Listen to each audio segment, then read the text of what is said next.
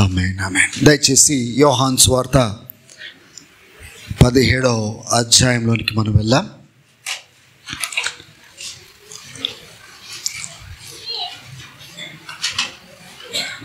పద్నాలుగు వచనాల నుంచి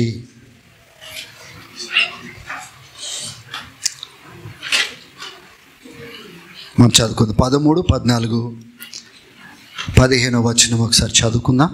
ఇక్కడ ఈ వాక్యాన్ని చదవక ముందు ఒక విషయాన్ని మనం అర్థం చేసుకుందాం.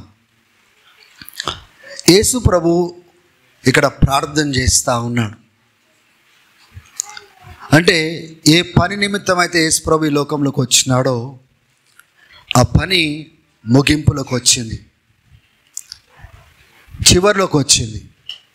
ఇంకా ఈ ప్రార్థన తర్వాత యేసు ప్రభు అంటే హీలింగ్ మినిస్ట్రీ కానీ లేకపోతే అందరికీ ప్రార్థనలు చేయడం కానీ ఇంకా లేదు. ఇంకా ఇది లాస్ట్ ప్రేయర్ అన్నమాట. అందుకోసమే ఈ ప్రార్థనలో తండ్రి నీవు నా అప్పగించిన పనిని ముగించి అన్నీ చేసి నీకు మహిమను తీసుకొని వచ్చి ఉన్నాను అంటున్నాడు. అదే కాకుండా ఆయన ఏమంటున్నాడంటే, ప్రభువా నీ యొక్క నామమును నేను వారికి బయలుపరిచినాను, నువ్వు ఎవరో వారికి నేను ప్రత్యక్షం చేసినాను. I have made it known to you, known to them. నువ్వు ఎవరో వాళ్ళకి తెలియదు, కానీ వాళ్ళకి తెలిసినంత మట్టుకు ఏంటిదంటే ఆ ధర్మశాస్త్రము, దేవుడిచ్చిన ఆజ్ఞలు అవే వాళ్ళకి తెలుసు. కానీ తండ్రి తన యొక్క హృదయం ఎటువంటిది, తండ్రి ఎటువంటి మహిమ కలిగిన వాడు, కుమారుడు కూడా తండ్రితో సమాన భావం కలిగిన వాడు గనుక ఆయన శరీరధారిగా వచ్చి తండ్రి ఎవరో వాళ్ళకు ప్రత్యక్షపరిచినాడు. ఫిలిప్ అంటాడు, ఒకసారి మాకు తండ్రి ఎవరో చూయించు, అది మాకు చాలు అంటే, ఫిలిప్ నేను మీతో ఇంత కాలం ఉన్నాను, ఇన్ని సంవత్సరాలు మీరు నన్ను చూస్తున్నారు, తండ్రి చూయించమని ఎట్లా అడుగుతున్నారు? నన్ను చూచినవాడు తండ్రిని చూచినట్లు. అంటే ఎగ్జాక్ట్గా he is an exact representation of the heavenly father. Jesus ఆయన ప్రతిబిందు ఏమంటారంటే he is a reflection of who father is. తండ్రి ఎవరు, ఆ కుమారుడు స్పష్టంగా వాళ్ళ మధ్యలో కదులుతున్నప్పుడు తండ్రి ఎవరు వాళ్ళు ఈజీగా తెలుసుకోవచ్చు, చూసుకోవచ్చు. అందుకోసమే యేసే అంటాడు, నువ్వెవరో నేను బయలుపరిచి ఉన్నాను, నీ యొక్క నామమును వాళ్ళకు నేను తెలియచేసి ఉన్నాను, నీ మాటలను వాళ్ళకు నేను వినిపించినాను. ఎవరికి వినిపించినానంటే, ఎవరినైతే నువ్వు నాకు అప్పగించినావో వారికి నీ మాటలను నేను ఇచ్చినాను. వాళ్ళనిచ్చి నేను వాళ్ళని కాపాడినాను, నీ నామమును బట్టి కాపాడినాను, నీ వాక్యం ఇచ్చి కాపాడినాను, నిన్ను వారికి నేను బయలుపరిచినాను. అంటే ఎండింగ్లో ఆయన చెప్తున్న మాటలు చూడండి. I have finished my work, నాకు అప్పగించిన పనిని నేను ముగించినాను. ఇగో ఇవన్నీ నువ్వు చేయమని నన్ను పంపించినావు, ఇవన్నీ నేను చేసినాను.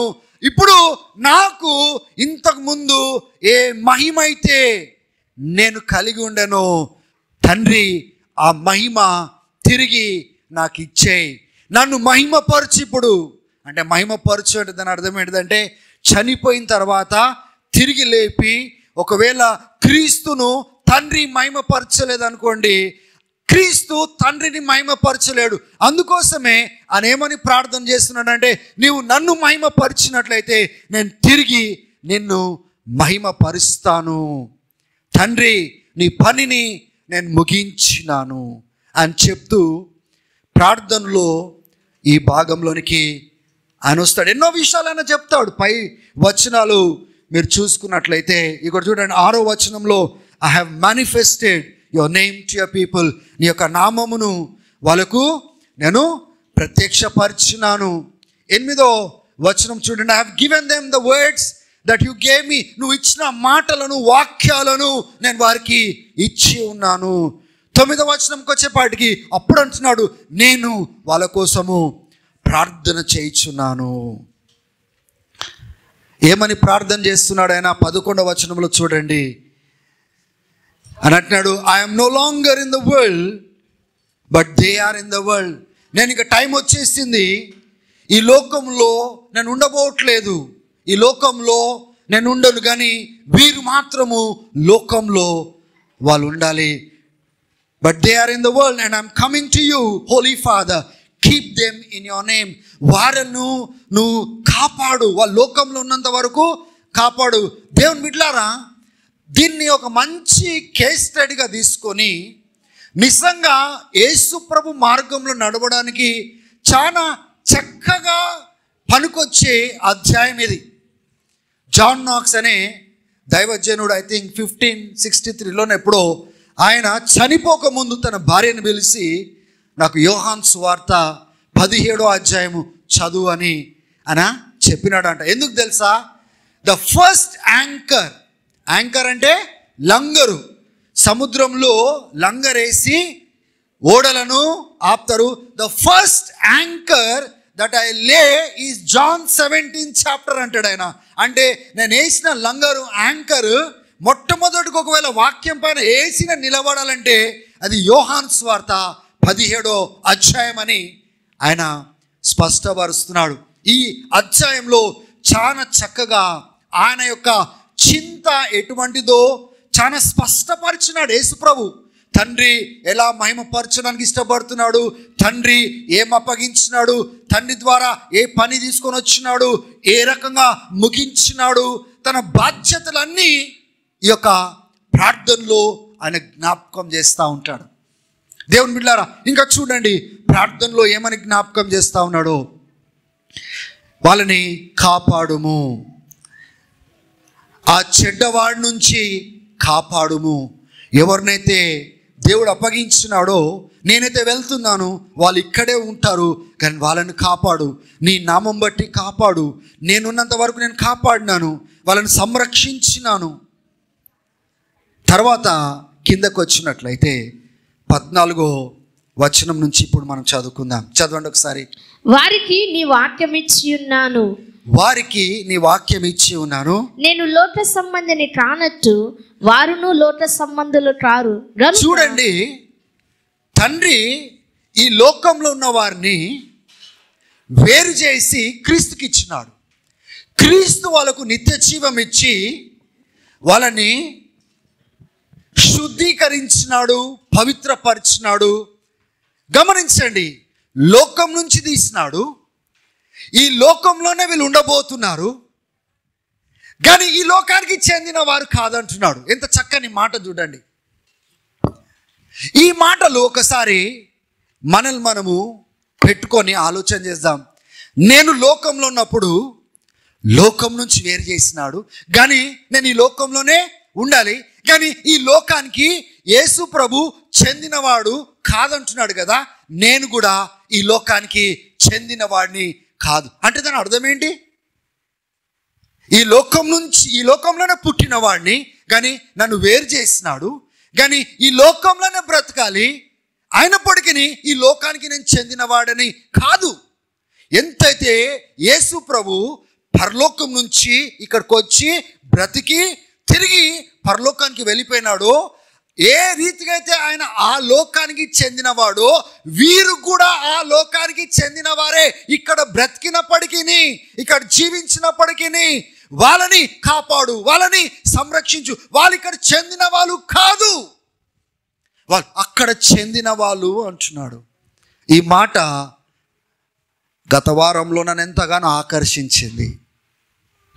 బైబిల్ చదివేటప్పుడు బాగా ఆకర్షించింది. నన్ను ప్రభు లోకం నుంచి వేరు చేసినాడు, కానీ లోకంలోనే ఉంచినాడే. లోకంలో ఎంతకాలం ఉండాలో ఆయన ప్రార్థన చేస్తున్నాడు. నేను క్షేమంగా ఉండాలని, శత్రు చేతిలో ఇరుక్కుపోవద్దని, పడిపోకూడదని, నేను ఆయనకు మహిమకరంగా బ్రతకాలని, ఆయన ఉద్దేశము నెరవేర్చాలని ఆయన ప్రార్థన చేస్తున్నాడు. ఇంకా కిందటి వచనంలోకి చూసినట్లయితే మీరు చూడండి, మరొకసారి రిపీట్ చేస్తాడు. చదవం ఒకసారి, చదువు. వారికి నీ వాక్యం ఇచ్చి ఉన్నాను, నేను లోక సంబంధిని త్రానట్టు వారును లోక సంబంధులు త్రారు గనుక. అంటే దాని అర్థం చూడండి, మనల్ని ఎంత ఈ లోకం నుంచి వేరు చేస్తున్నాడు, ఈ లోకపు విధుల నుంచి వేరు చేస్తున్నాడు. ఈ ప్రపంచం మాది అంటున్నారు చూడండి లోకము, ఆ లోకానికి ఏమాత్రము మనం చెందిన వాళ్ళము కాదు. కానీ ఈ లోకంలో మనం ఉండాలి. ఒక ఉద్దేశం ఉంది, ఒక ప్రణాళిక దేవునికి ఉంది. దేవుడు కొన్ని ఆలోచన చేత మనల్ని ఏర్పాటు చేసుకున్నాడు. ఈ లోకాన్ని నుంచి వేరు చేసినప్పటికీ యేసు ప్రభు ఒక మాట అంటున్నాడు, నేను లోకాన్ని జయించి ఉన్నాను, మీరు కూడా లోకాన్ని జయించండి అని చెప్తున్నాడు. ఒకసారి ఆలోచన చేయండి, లోకం నుంచి మనం వేరు చేసి ఆయన లోకంలో ఒకటి చేసినాడు.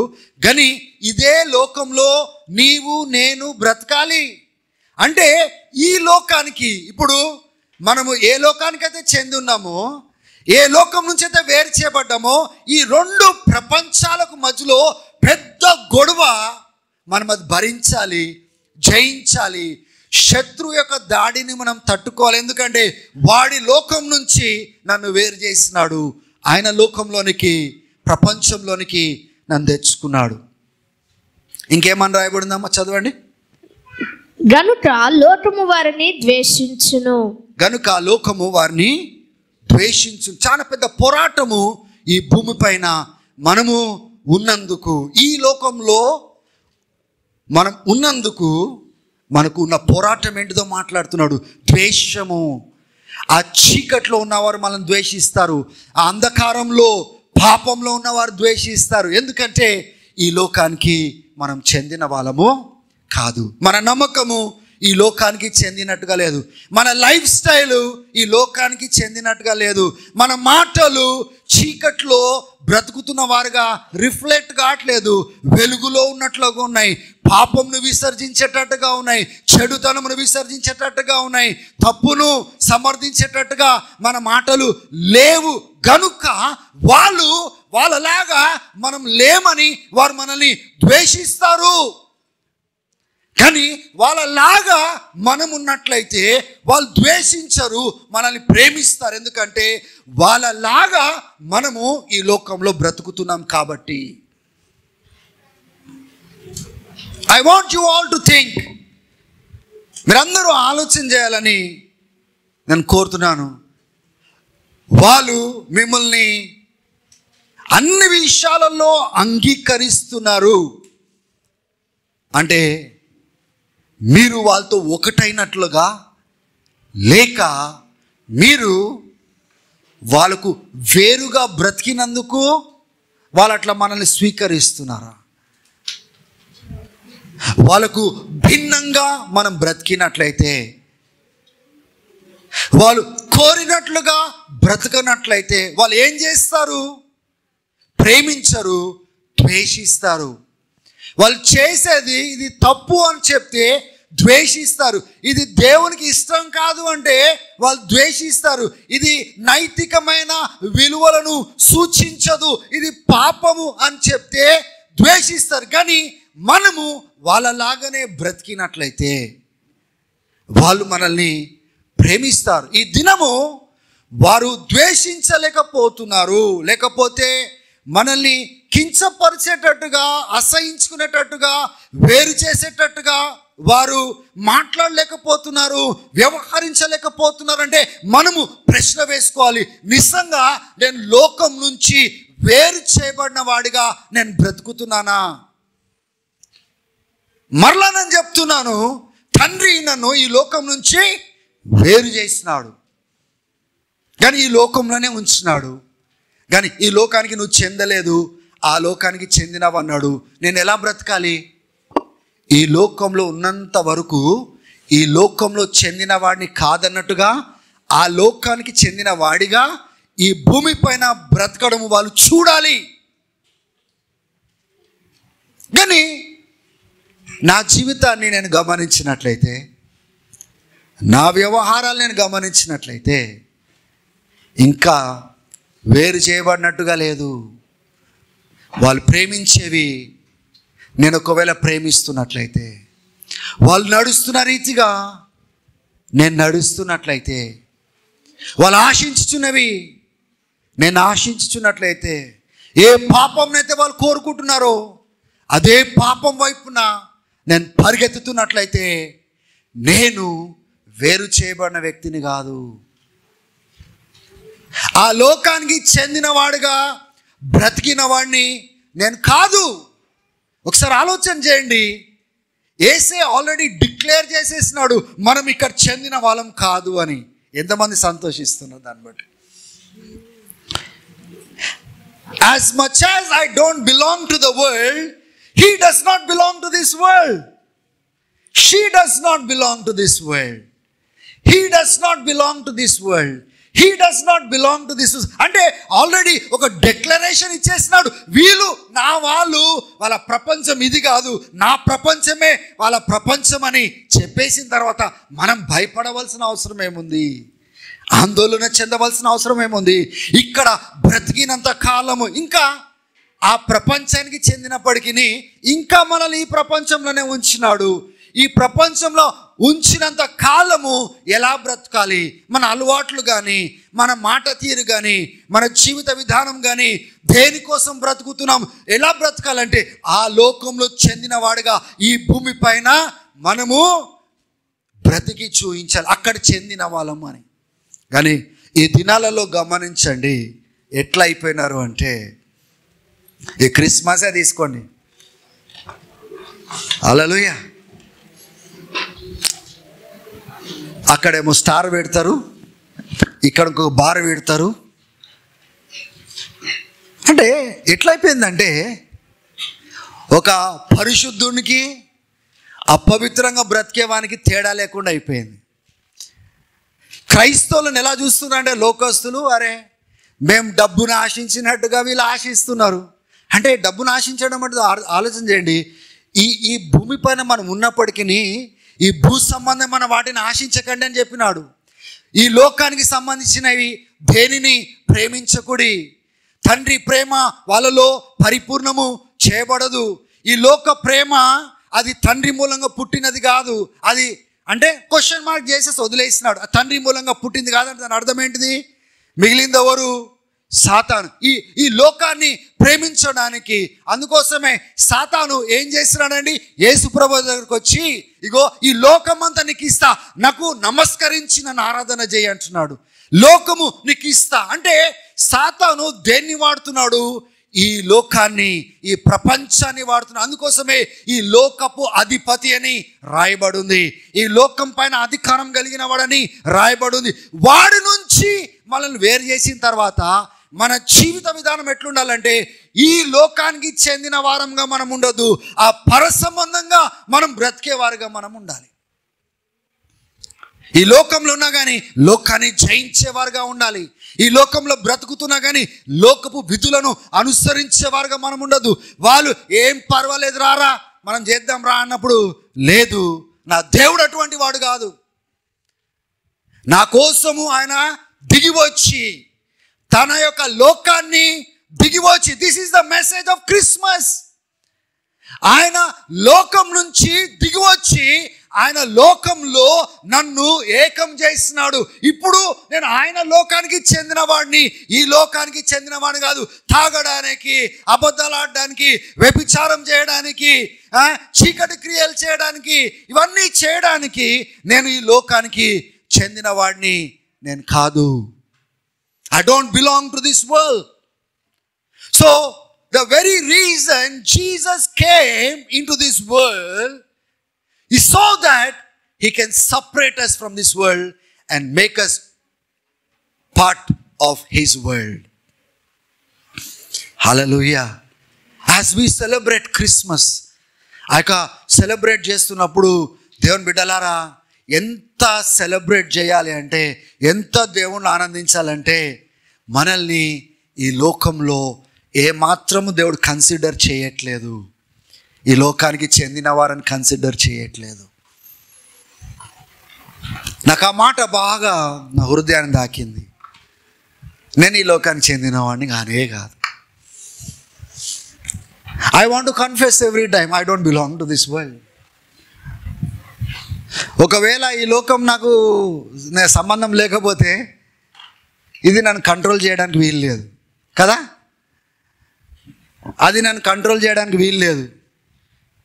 ఇంకా ఈ లోకానికి సంబంధించినవి ఏవైతే ఉన్నాయో అన్నీ నన్ను కంట్రోల్ చేయడానికి వీలు లేదు. ఎందుకంటే నేను ఆ లోకానికి చెందినవాడు కాదు.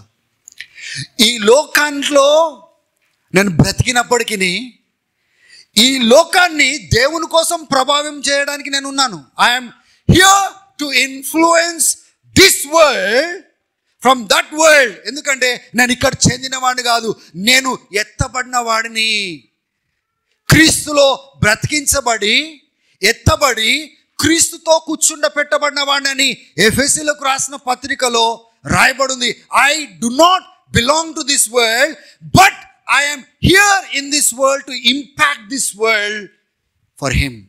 ఆయన కొరకు ప్రభావం చూపించడానికి నన్ను ఇంకా ఈ లోకంలోనే ఉంచినాడు.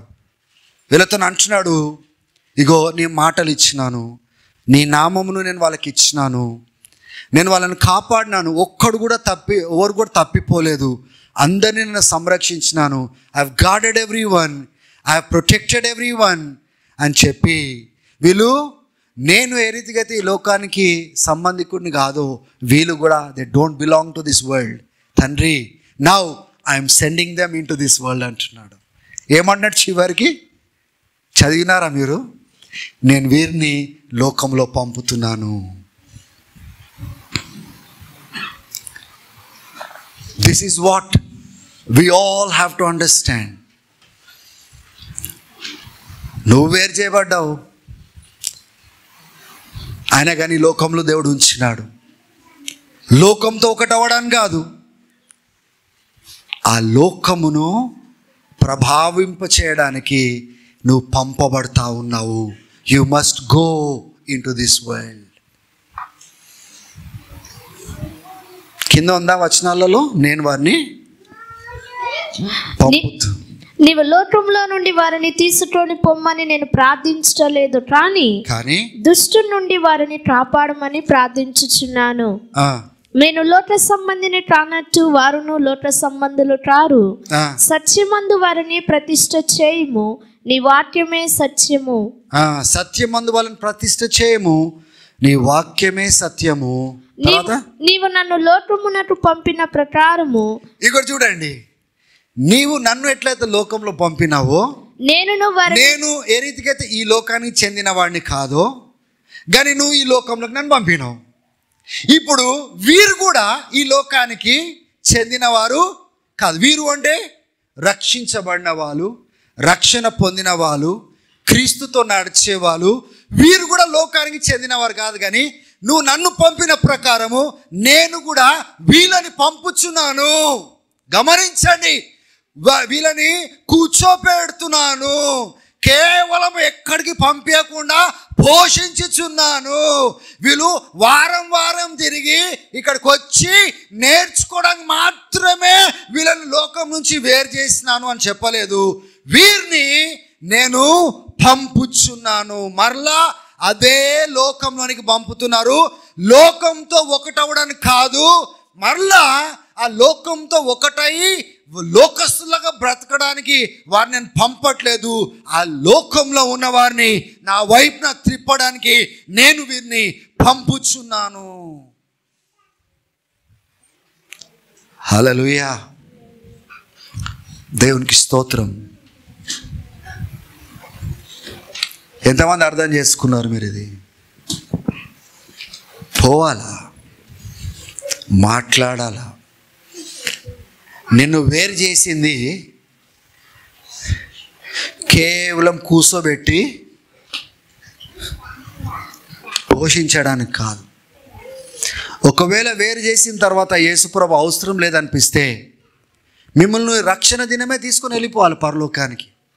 కానీ భూమిపైన ఎందుకు ఉంచినాడంటే ఏ లోకం నుంచి అయితే నువ్వు వేరు చేయబడ్డావో, ఇంకా ఇతరులు వేరు చేయబడలేదో వాళ్ళకి ఆ ప్రభు యొక్క సువార్తను అందించడానికి. కానీ ఈ దినంలో ఆపోజిట్ జరుగుతుంది. వెళ్ళి వాళ్ళని ప్రభు దగ్గర చేర్చడం కాదు, వెళ్ళి వారితో ఒకటవుతున్నారు. యూత్ పిల్లలు జాగ్రత్త వినండి.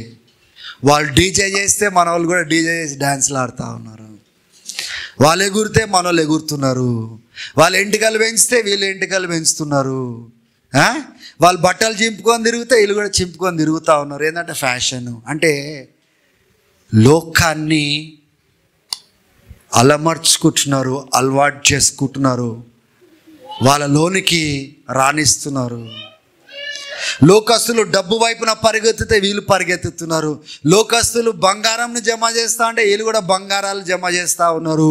లోకస్తులు అంటే గమనించండి, అంటే వీళ్ళకు ఆ పరలోకానికి వెళ్ళే వారిలాగా సూచనలు కనబడతలేవే, పరలోకానికి సంబంధించిన దైవభక్తి కనబడట్లేదే.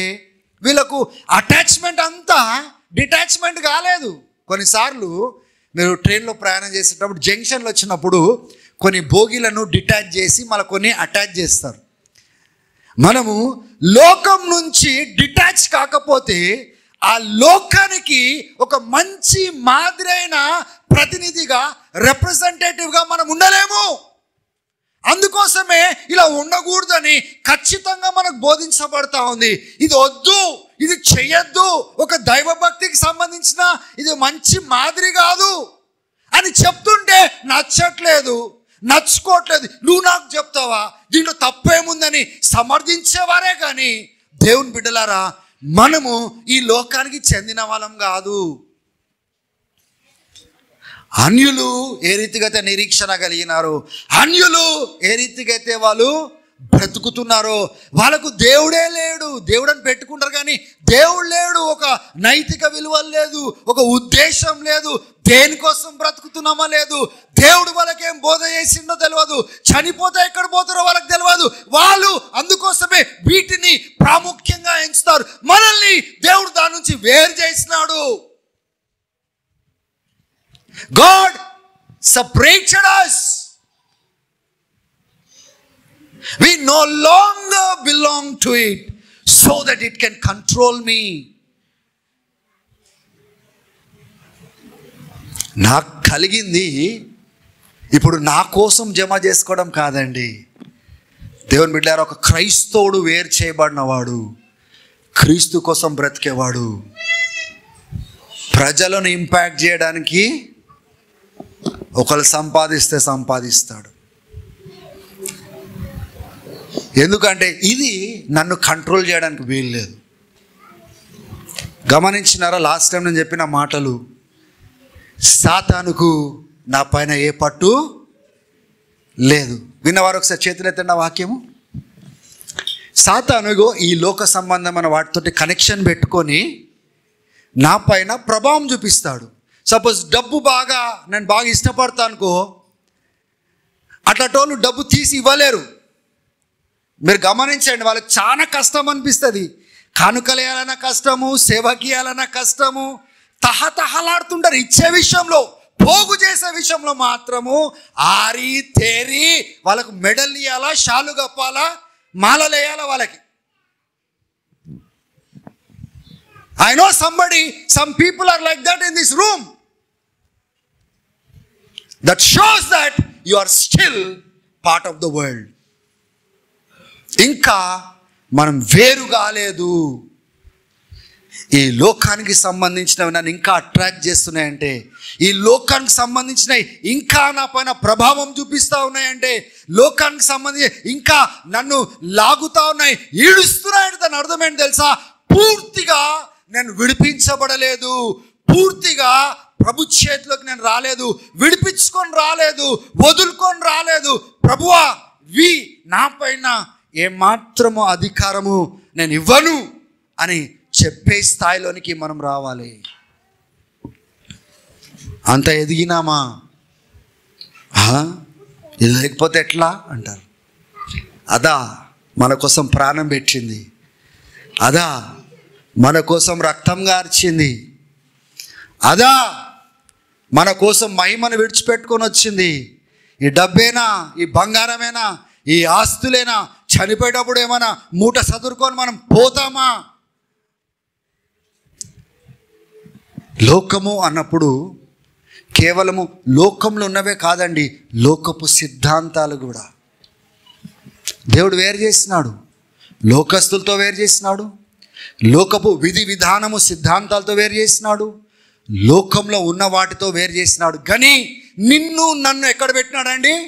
అదే మురికి లోకము, అదే పాపపు లోకము, అదే చెడ్డైన లోకము. మన చుట్టూ ఇటు చూస్తుంటే కరప్షన్, అటు చూస్తుంటే వికెట్నెస్, ఇటు చూస్తుంటేనేమో పాపము, ఇక్కడ చూస్తేనేమో మోసము, ఇక్కడ చూస్తేనేమో దగా చేసేటోళ్ళు, దోచుకునే వారి మధ్యలోనే ఉంచినాడు. ఎందుకు తెలుసా?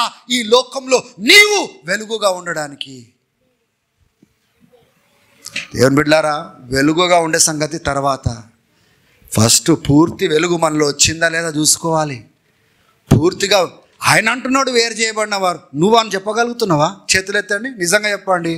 నేను పూర్తిగా ఈ లోకంలో వేరు చేయబడిన వారిగా నేను బ్రతుకుతున్నాను అన్న వాళ్ళు ఒకసారి చేతులు ఎత్తండి. ఎత్తారు మీరు, నాకు తెలుసు.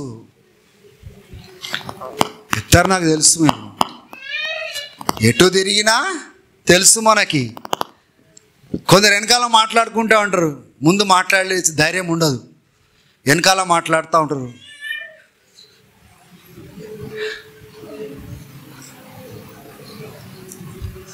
ఏమైనా లాభం మీకు వెనకాల మాట్లాడితే?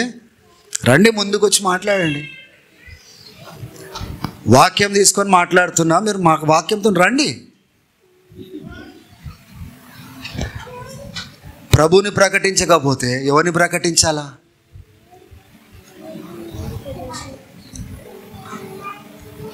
ప్రభును ప్రకటించకపోతే ఇంకెవరిని ప్రకటించాలా? ప్రభు విధులు ప్రకటించకపోతే దేనికోసం ఉన్నాం మేము?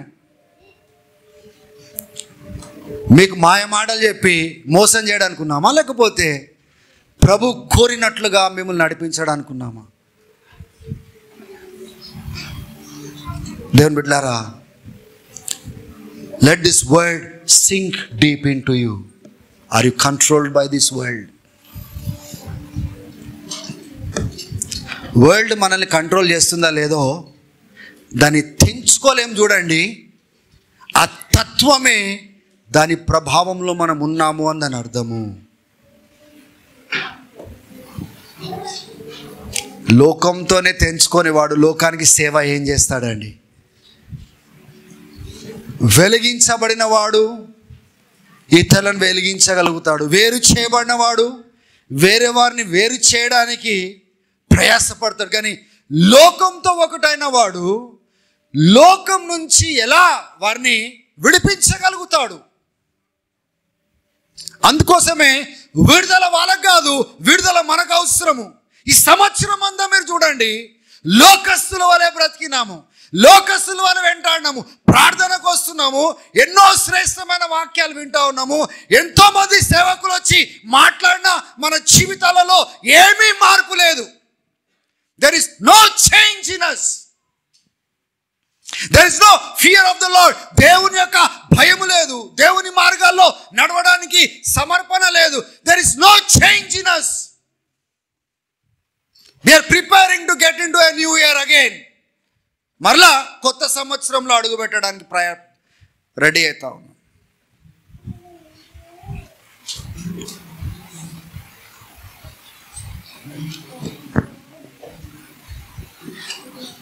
యేసయ్య ఏమంటాడని చెప్పండి? వీరేమో లోకానికి చెందినవారు కాదు, నేను ఎంతైతే ఈ లోకానికి చెందినవాడిని కాదో వీళ్ళు కూడా కాదని అని స్టేట్మెంట్ ఇచ్చినాడు. అది నిలబెట్టినామా? ఒకవేళ సాతాను గడ అక్కడ నిలబడి ఉంటే ఏమంటాడు తెలుసా? ఉత్తి మాటలు మాట్లాడుతున్న యేసు ప్రభువును,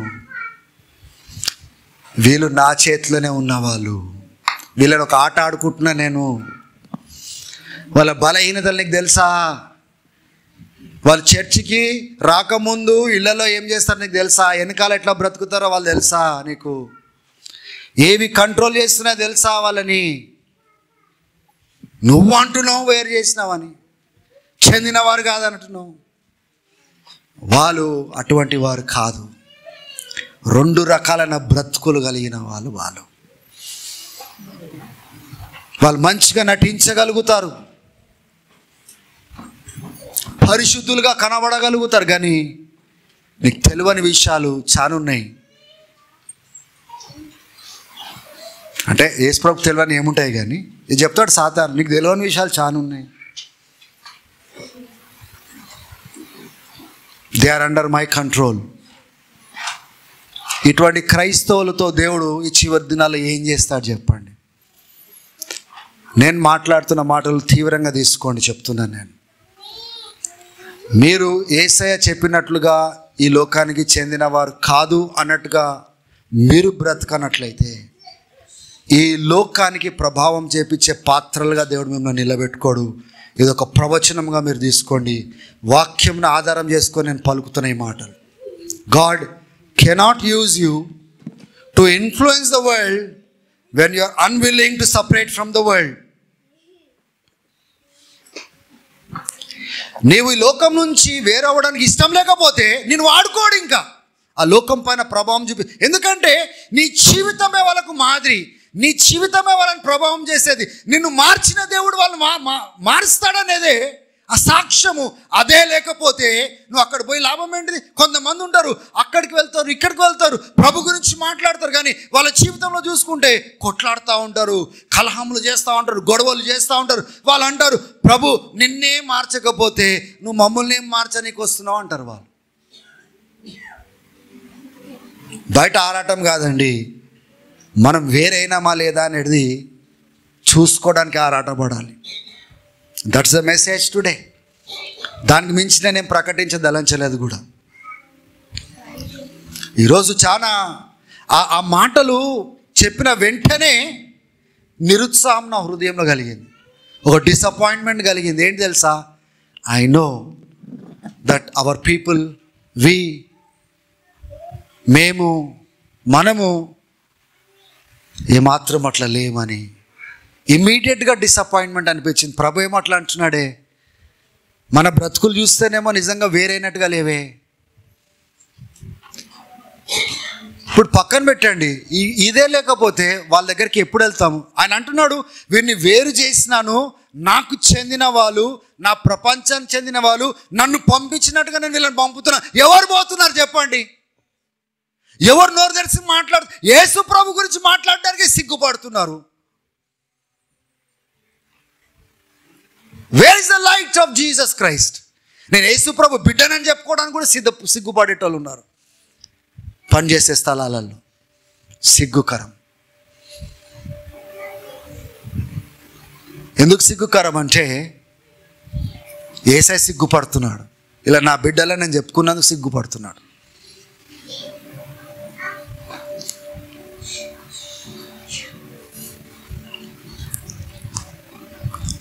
Hallelujah. Look at how many people came today. Praise the Lord. ఒక్కొక్కరు ఒక్కొక్క రీజన్స్, ఒక్కొక్కరు ఒక్కొక్క కారణాలు. లేదు ఆయన మీద హృదయం లేదు అని ఎతికే విధానము లేదు. ఇంకేమి మనం ఆయన కోసం నిలబడతాం చెప్పండి?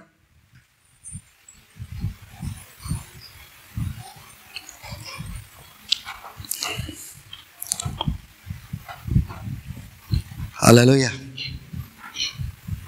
May the Lord help us.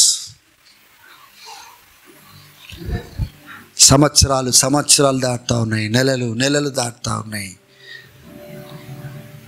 But when we look at the people and their lives, చెప్పేటోళ్ళు ఉన్నా వినట్లేదు, బ్రతుకులు మార్చుకోవట్లేదు, సరిదిద్దుకోవట్లేదు, ఆచారపరంగా వచ్చిపోతూ ఉన్నారు.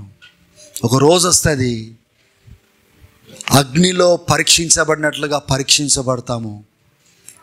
అప్పుడు ఎంతమంది నిలబడతారో, ఎంతమంది దేవుని రాజ్యం చేరుతారో అప్పుడు మనం చూసుకోవాల్సిన అవసరం మనకు ఉంటుంది.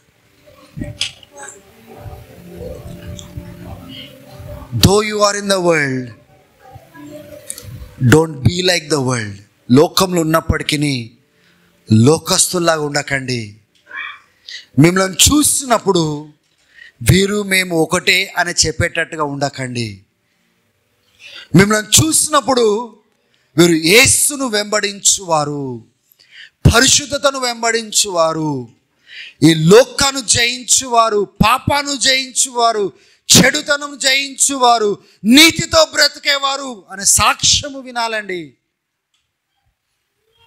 వాళ్ళు చెప్పాలా, వీళ్ళు మాలా కాదండి, వీళ్ళు మాలాంటి వాళ్ళు కాదు. హల్లెలూయా. ఇక్కడేమో పరిశుద్ధ వాక్యాలు వింటారు.